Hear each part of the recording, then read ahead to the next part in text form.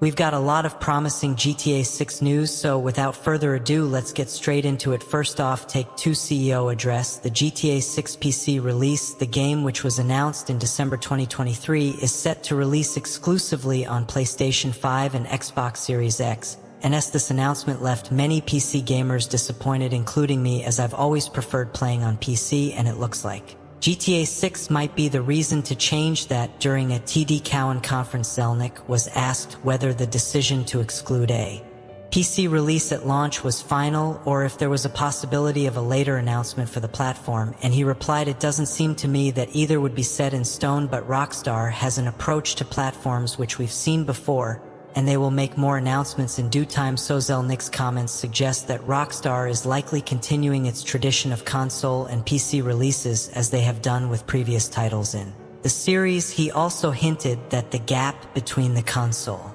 and PC release for GTA 6 might be shorter compared to previous games, saying, "I do believe that the right strategy for our business is to be where the cons consumer is, and historically what this company has done is address consumers anywhere they are on any platform that makes sense over time." For now, both Take-Two and Rockstar are focusing exclusively on the PS5 and Xbox Series for the fall 2025 launch of GTA 6. This decision could be seen as a strategic move to ensure that the game meets its release targets and provides a high-quality experience on consoles which have fixed configurations that are easier to optimize for compared to the diverse hardware found in PC gaming. I think it's obvious that Rockstar's titles are known for their meticulous attention to detail and quality assurance, and by concentrating on consoles first, they aim to deliver a polished product. We all know that GTA 6 is set to be the largest and most ambitious entry in the franchise to date, and it doesn't surprise me that ensuring a smooth and successful launch on consoles is a top priority for Rockstar, and also the fact that the studio plans to release the game on consoles first and then on PC isn't surprising when you look at how previous installments were handled. GTA 4 was originally released for console on April 29, 2008, and PC gamers had to wait until December 2nd to get their hands on the game. I'd love to say that this delay allowed Rockstar to optimize the game for the wide variety of PC hardware and ensure a smoother experience for players, but I'd be lying, cause the PC port of GTA 4 was one of Rockstar's biggest flops and still causes various problems today. However, in the case of GTA 5, things were much better. The game first launched on PS3 and Xbox 360 on September 17, 2013, and it wasn't until November 18, 2014 that the game became available on PlayStation 4 and Xbox One. PC gamers had to wait even longer, with the PC version finally releasing on April 14, 2015, but this extended delay allowed Rockstar to include additional features and improvements such as enhanced graphics. It was good to hear Zelnick confirm that a PC release is almost certainly going to happen, but I just hope we won't have to wait as long as we did for GTA 5. It would be great if the PC version of GTA 6 came out within a year of the console versions, by fall 2026 at the latest, but it's not the only good news we've got from Strauss Zelnick, because shortly after Take-Two announced a fall 2025 release window for GTA 6, finally dispelling weeks-long rumors of a potential delay into 2026, he appeared on CNBC to field questions about Rockstar's creative process and how confident the developer is in hitting the narrowed release window. "It's great to have you back, St. Nice to be here. Straight seems to understand the story, at least at the open. Would you argue that? I think that's right, and it's a great story. After all, how do you know CREL what the timing is going to be? Is it a judgment call? I mean, is it an obvious logistics call? Talk about the timing of the release. There are elements that you can actually measure, for example, the number of bugs in a title, and every one of us will make sure that we have as few bugs as possible before we launch. However, in the case of an extraordinary title for which there are extraordinary expectations, it's not really about bugs, it's about creating an experience that no one's seen before, and Rockstar Games seeks perfection in what they do. Perfection is indeed hard to measure. It really is more subjective than objective. How confident are you in fall of 2025 in that forecast? I mean, you just gave the original, which was the full year potential release in February, so what degree of confidence? Well, there is slippage in the industry, and we're not immune from that. However, we narrowed the timing because we are highly confident in that Timing, are there any clues you can give us about okay, I mean I know I got to be very careful, but there must be some way to characterize what will be different and new for a consumer. Well, look, the trailer's out there, and the trailer broke the internet, so I recommend if you have a question, go watch the trailer again. It's awesome. It actually does tell you what's new and different. I think it's pretty clear from his comments that Rockstar is deeply committed to quality over speed, but I hope this isn't just typical corporate talk to appease investors. I hope it's a genuine indication that Rockstar seeks perfection and is aiming not just for a bug-free game, but for a groundbreaking experience. What really got me excited, though, was his confidence in the fall 2025 release window. He admitted that delays are part of the game industry, but the fact that they've set this specific time frame means they're pretty sure they can stick to it. I know we should give Rockstar as much time as they truly need to deliver a fully polished game, but since we've past the 10-year mark since the release of GTA 5, I've become more and more impatient and would love to play the next GTA as soon as possible. On the other hand, this kind of impatience is a bit unreasonable, because no one wants GTA 6 to be released in the same state as Cyberpunk 2077. While Cyberpunk is now a great game, its initial versions were unplayable for many and caused quite a stir in the media. There's one more thing about the GTA 6 release date that's been puzzling me. Rockstar themselves haven't said a word about it on their official site. The release date still just says coming 2025. It's kind of strange if you think about it, because usually when Take-Two makes a big announcement like this, Rockstar is right there backing it up, maybe even adding a bit more hype. But this time, silence, no official confirmation, no extra details, nothing. So what could this mean? Well, there are a few possibilities. One idea is that Rockstar is just being extra cautious. We all know they have a reputation for taking their time to get things just right. Maybe they're waiting until they're 100% certain about the release date before making any public statements. GTA Online players on PC started uploading Motors clips to their sessions just 6 hours after the introduction of the game's new anti-cheating system that was supposed to prevent this kind of thing from happening in GTA Online music. My God in heaven be. And that's it, GTA Online's anti-cheating system has been circumvented in just 6 hours of laughs existence, something that at least I and a lot of people were 100% sure was going to happen. This is going to become a constant fight between Rockstar, between the game's anti-cheating system and the Motors. They're going to keep updating the system constantly, and the Motors are going to go there and pass another pet to their systems, and thus circumventing the new Battle Y update. Not to mention also that much of the source code of GTA 5 has already been leaked previously, making the study easier for the Motors. In other words, the system of Trapassa of GTA Online will help a little, at least, against mod menus free, but mod menus paid more.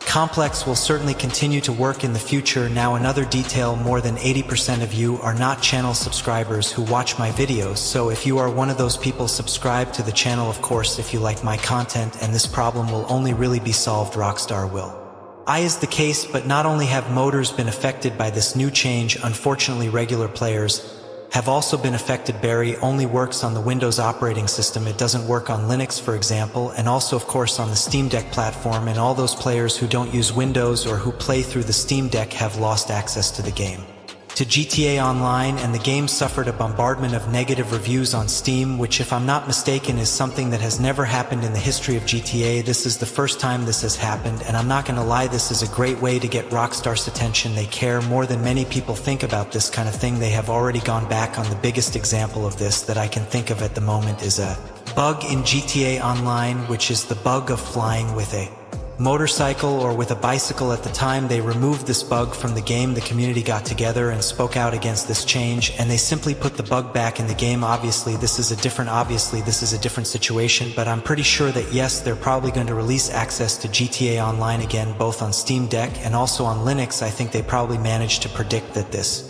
Now, if you've played GTA Online in the last few days, it's likely that you've noticed a difference in the game's connection, both for logging into GTA Online and for saving your progress in the game. And the reason, after all, the last thing they want is to announce a date and then have to push it back, like with RDR2 and GTA 5. That would be a PR nightmare. Another thought is that Rockstar might have some big plans up their sleeve. Maybe they're planning a huge reveal or some special content to announce the release date in a way that only Rockstar can. The second trailer is something we're all waiting for, and while most analysts believe it will come out at the end of the year, there's a slim chance they might be wrong, and we'll get the second trailer this summer. Let me know in the comments down below what you think and what date you predict for the release of the second trailer.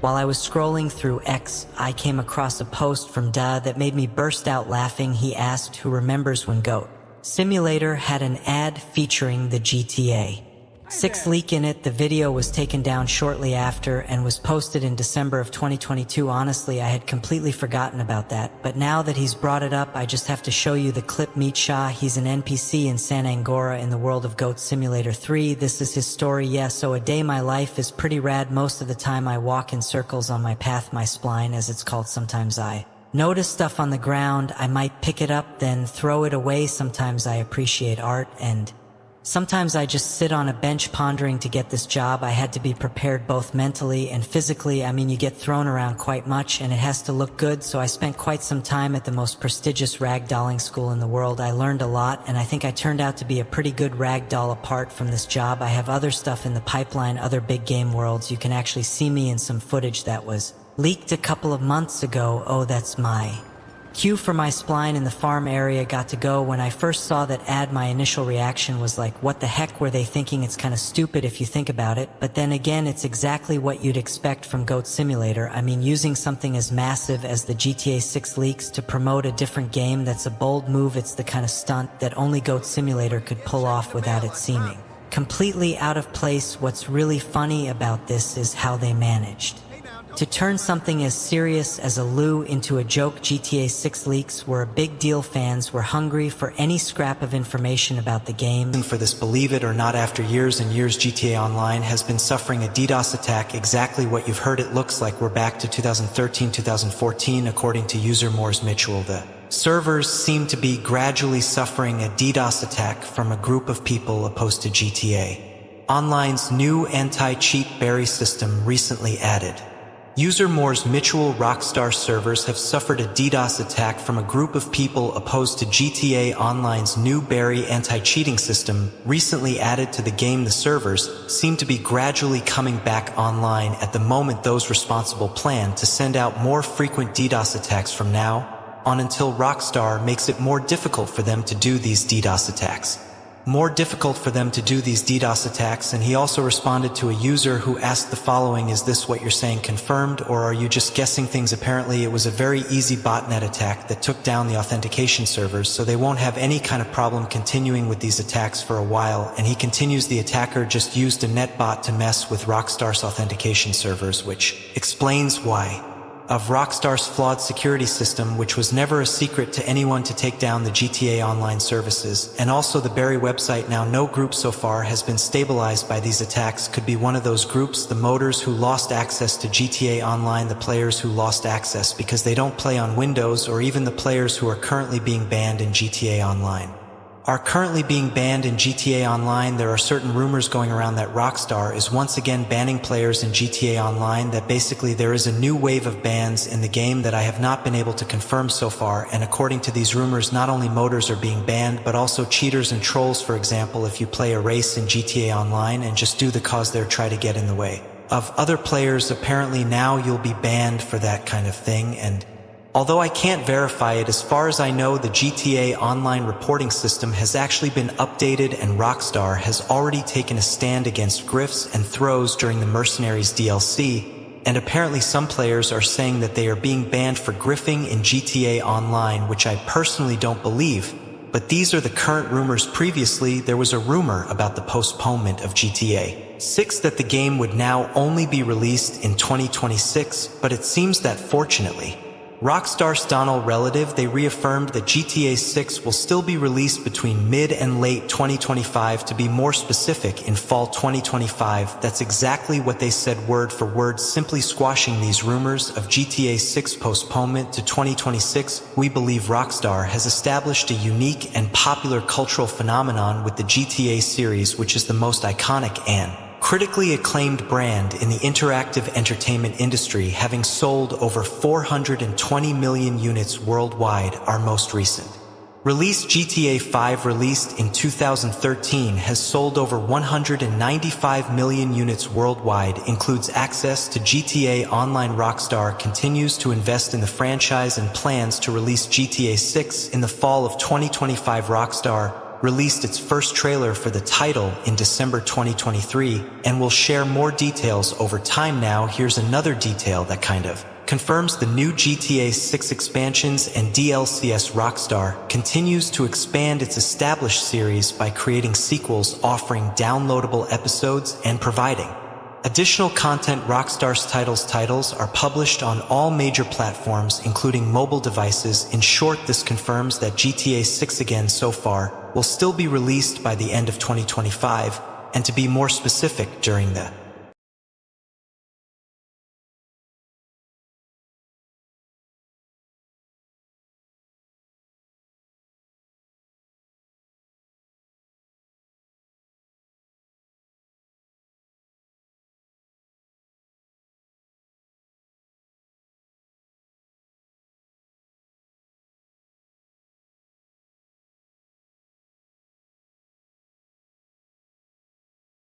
for GTA 6 or its online mode. Imagine being able to explore Liberty City, San Andreas, and Leonida all within the same game. It would be an insane interconnected world where you could hop from one iconic city to another. The sheer scale and nostalgia factor would be off the charts. And now let me show you one of the many reasons why I love the GTA community. The creativity and passion among the fans never cease to amaze me. Just recently, a user named AdamCookie26 posted a few ideas for the game collector's edition on the fan subreddit. Now, I'll be honest, the original drawings looked like they were done by a 6-year-old, but the ideas behind them were pure gold, and his concept inspired another user, Set103, to take things to the next level and create a real render of the upcoming GTA Collector's Edition. And let me tell you, the result is absolutely insane. Set103 used Blender to bring this vision to life, and every part of it looks amazing. Inside the box, there's a 24 scale model of the Dead Class Tulip, which is Lucia and Jason's vehicle from the official game artwork. I don't remember all the collector's editions of previous GTA games by heart, but it seems like this would be the first time Rockstar has included a vehicle model in a collector's edition, and I love this idea. The collector's edition also includes a map of the city. I'd love to put such a map in a frame and hang it on my wall. There's also a keychain with the 6 logo, a nice little touch that lets you carry a pie piece of the game with you wherever you go. And then we have the bullet casings, which are super cool but might raise some eyebrows on the legal side. Another fun inclusion is a stack of fake money and some poker chips, plus there's a magnet with the Vice City logo. It all seems to come together in a nice cohesive package. The only things missing from Adam's original post are the Polaroids of Lucia and Jason and a statue of the main protagonists. I'm not sure if Rockstar would go that far with the statues, though I know they did a Claude Speed figure for the 10th anniversary with weapons and different outfits, but this time I'd be surprised if they'll actually give us statues of Lucia and Jason for GTA 6. Honestly, I would definitely buy a collector's edition like this. It's such a well thought out package, and I regret not grabbing the collector's editions when GTA 4 and GTA 5 were released, so this time I don't want to miss out.